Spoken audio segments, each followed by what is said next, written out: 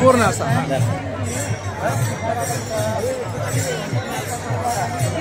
रामकृष्ण हरी।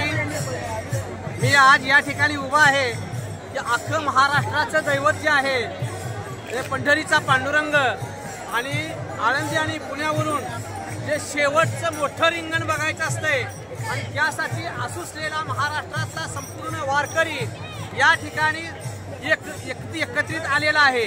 याच ठिकाणी अनेक प्रकारचा हा माहोल बघा, हा माहोल आहे, हा पूर्ण माहोल बघा। हा जो माहोल आहे ट्रक आहे हायवेवरती, या ट्रकवरती माणसं उभा राहिलेली आहेत आणि हा माऊलीचा रथ या ठिकाणी आता आलेला आहे आणि या ठिकाणी थोड्याच वेळामध्ये एक रिंगण सोहळा आणि पंढरपूरमधला वाखरीच्या बाजीरावच्या विहिरीवरचा सगळ्यात मोठा रिंगण सोहळा या ठिकाणी पार पडणार आहे। अगदी डोळ्याचं पारणं फेडणारा हा कार्यक्रम आषाढी वारीतल्या लोकांना बघायचा असतो आणि यापूर्वी एक काही तासापूर्वी, अर्ध्या पाऊण तासापूर्वी या ठिकाणी अगदी पावसाच्या धारा सुरू झाल्या होत्या।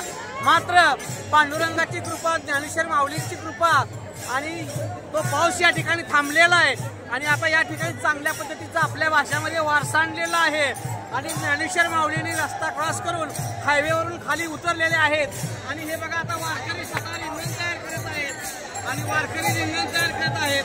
माऊली आपल्या कट्ट्यावरती विराजमान झालेले आहेत आणि वारकरी त्याचा रिंगण तयार करतील आणि ह्या नेत्र दीपक सोहळा अगदी वारकऱ्यांना आता बघायचा आहे।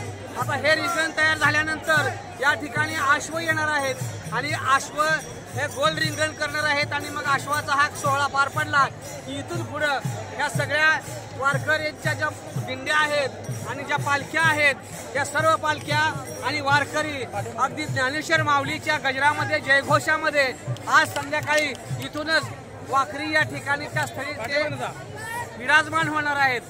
रामकृष्ण हरी। डॉक्टर संजय लोखंडे, बाजीरावची विहीर, वाखरी, पंढरपूर। रामकृष्ण हरी।